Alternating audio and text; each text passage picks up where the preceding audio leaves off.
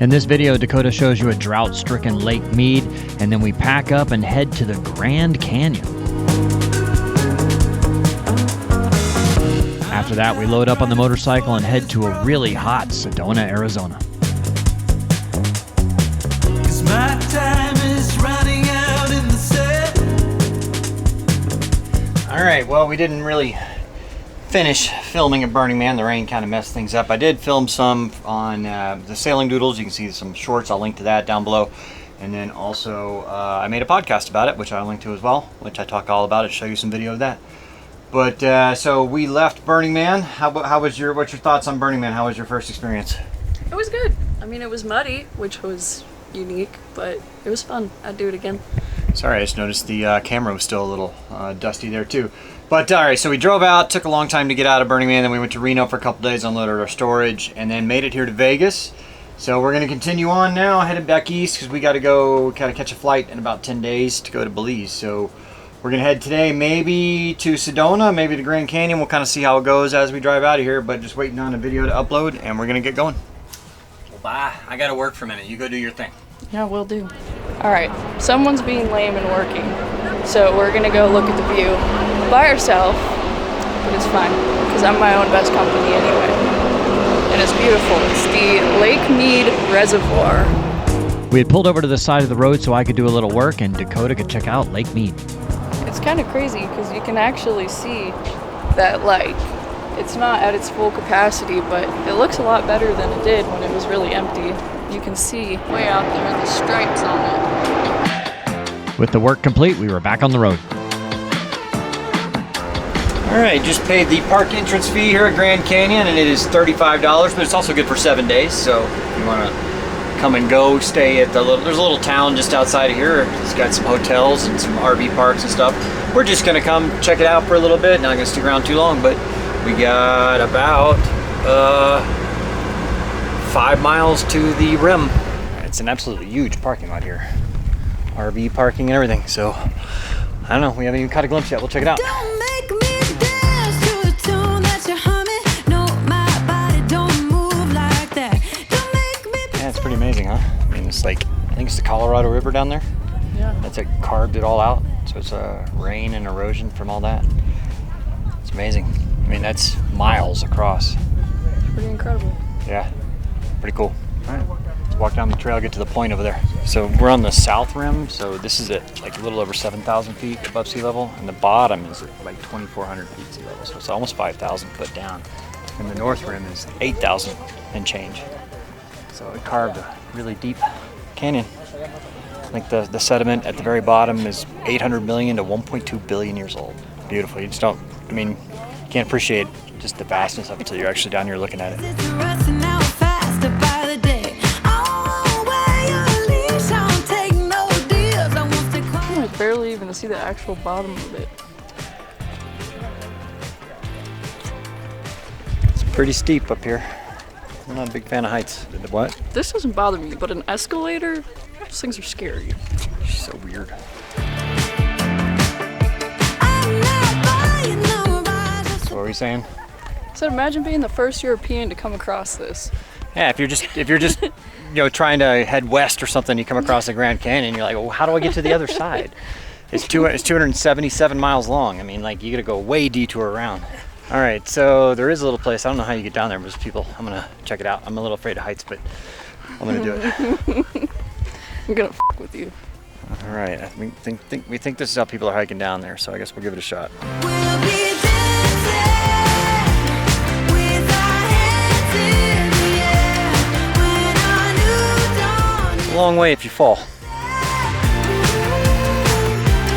We'll be dancing. Beautiful, but it's a little nerve-wracking.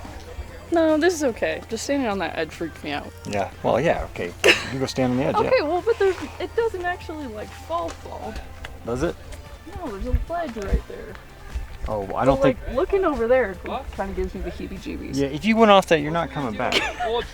Sorry, It's a dignified death. I'd yeah, be okay. I don't know about that. Tourist dies at Grand Canyon. You can see the caption now. All right, here you go, Grand Canyon.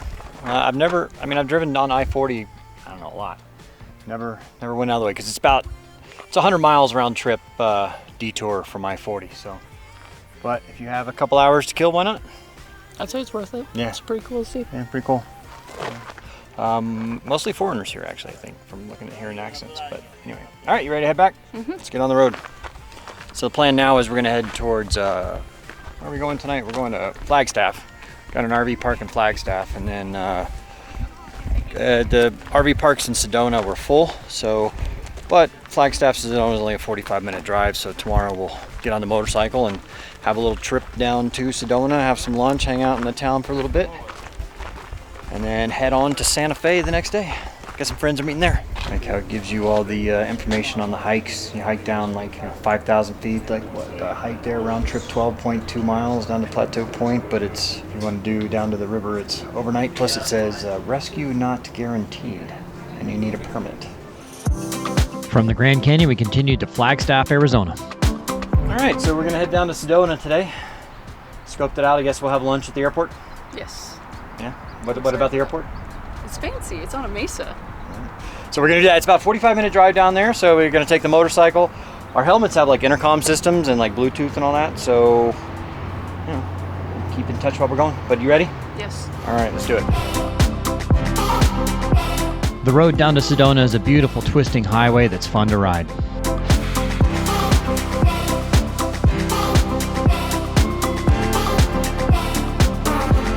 All right, how was your first real ride on the motorcycle? It was good. It was pretty. Yeah, it's a real pretty drive through there. It's definitely warmer down here though, because we're down below 5,000 feet, and you know. All right, well, let's go get some lunch at the Mesa Grill.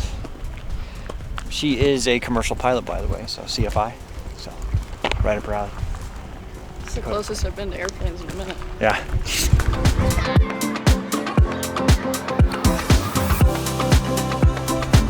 So I flew in here once, oh man, 20 years ago at least, flying a Gulfstream, I don't know, 2 or 3, I'm not sure which one. That's what I was flying back then. It's only a 5,100 foot runway, and it's at like close to 5,000 feet. So that's about the bare minimum that the Gulfstream can do.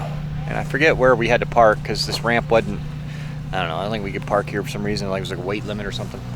We had to park somewhere else. But pretty cool little airport.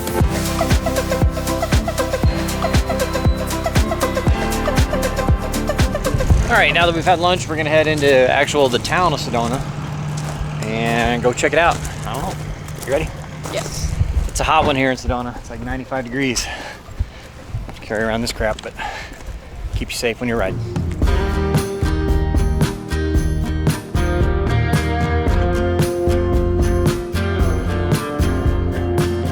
So it's just a nice little tourist town, lots of shopping and restaurants and cafes and stuff. So I think we're gonna be tourists right there. There's a misting area in the shade. Looks pretty good. Sounds great. It's the best facial. Yeah, the mister's cooled down at least 10 degrees. It's pretty nice. Well, salud.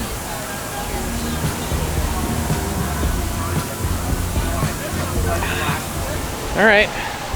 We didn't do a whole lot here. Walked around a little bit, cooled off. A little hot today. Go back to the RV and chill. Sounds good to me. All right. After we made it back to the RV in Flagstaff, we continued on to Santa Fe, New Mexico. A little rainy today here in Santa Fe.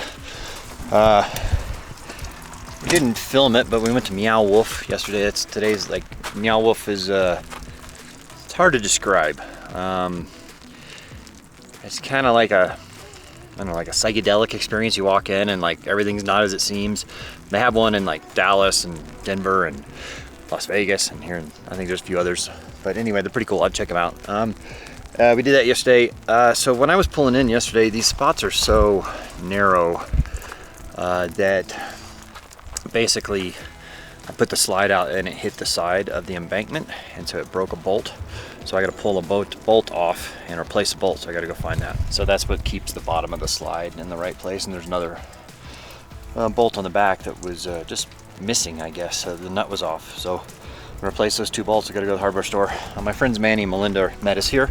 That's who we went to Meow with yesterday. So it's kind of rainy. So instead of taking the motorcycle, I'm gonna take their truck. All right, so on this side, a bolt had just backed out. So I was able to or a nut rather. So I was able to just put another nut on there, and I used some Loctite. Used this ratchet strap to kind of lift the whole thing up. Now I take the pressure off. It's on this bolt where it should be. So that should hold. Now the other side, I went by an RV shop and looked for a replacement bolt. I mean, I was highly unlikely I was gonna find it, but this is it right here.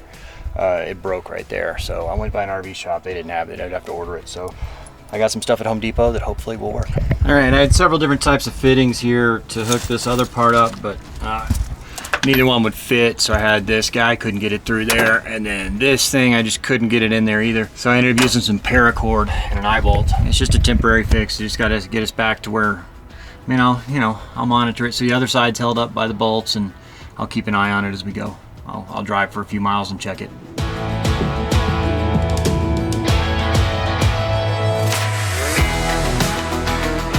We are back in Texas.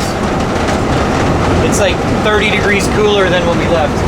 It's nice, man. 74 degrees, so going to Palo Canyon, got about another 2 hours to go.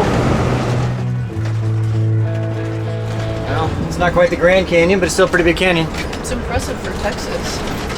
And it's really weird. I mean, like, it's just flat plains out here, and then it's just big canyon carved out of here. I've heard the switchbacks into here, the reviews they're pretty tight, so we'll see how that goes. Here comes the 10% grade, which is pretty steep for a road, and then the switchbacks. Right up on the edge. It's a little tight in here to use some of the oncoming lane a little bit. Hopefully if any cars are coming, they're slow and understanding.